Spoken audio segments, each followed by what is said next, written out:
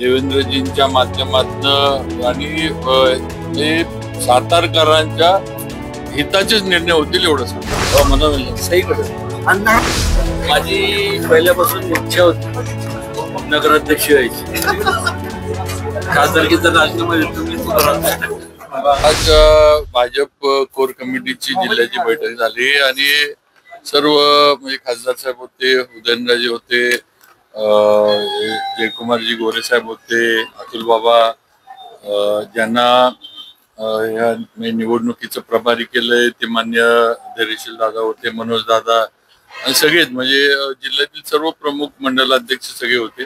आता नगरपालिकेच्या निवडणुकीच्या निमित्तानं कसं पुढे जायचं, काय काय नियोजन करायचं, कसं हे होणार आहे, पक्षाकडनं ज्या आलेल्या सूचना आहेत त्याच्याबद्दल चर्चा झाली आणि येत्या 5-6 दिवसामध्ये पुढचे जे काय आहेत ते निर्णय हे प्रत्येकाच्या आपापल्या मतदारसंघात जे आहेत किंवा ज्या ज्या काय म्हणायचं जिथं इलेक्शन लागलंय तिथले निर्णय 5-6 दिवसामध्ये सगळे जे आहेत ते होते. महापालिकेला सोमवारपासून प्रक्रिया सुरू होती फॉर्म भरायला, पण अजून असं काय नाही. त्यामुळे सातारकर चिंतेत आहे.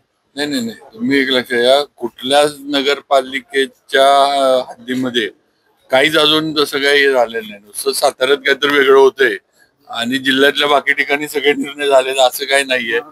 आता तुमचं पत्रकारांचं काय, तुमचं सगळ्यांचा नियम साताऱ्यावरच आहे. मग नको जिल्ह्याचं बघा सगळ्यांनी, जिल्ह्यामध्ये पण काय काय चाललंय काय नाही त्याची माहिती घ्या. आणि मनोमिलन होणार का नाही याची चिंता आहे. आता उदयनराजे मनोमिलन आहे म्हणून आता एवढंच बघा, मी तुम्हाला परवा पण सांगितले की जे काही निर्णय होतील ते भाजपच्या माध्यमातून आमचे पक्ष नेते देवेंद्रजींच्या माध्यमातून आणि सातारकरांच्या हिताचेच निर्णय होतील एवढं सांगतो.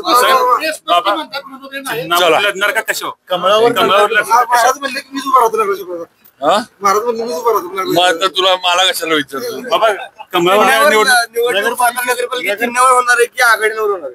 आज पक्षाची बैठक होती ना इथं. नगरपालिकेत कमळ फुलणार, सातारा नगरपालिकेत कमळ फुलणार. आता तुम्हाला जे फुलवायचे ते तुम्ही फुलवणार. काय सांगाल, बैठक पार पडली आज? मी जी बोललो ते पत्रकारात नसल्यामुळे माहिती मिळाली. नगरपालिकेवर काय होणार? मनोमिलन सहीकडे आणि नाराजी माझी पहिल्यापासून इच्छा होती नगराध्यक्ष व्हायची. खासदारकीचा राजीनामा देतो मी. निवडणुका म्हणून होणार त्या वेगवेगळ्या 2 दिवस राहिले.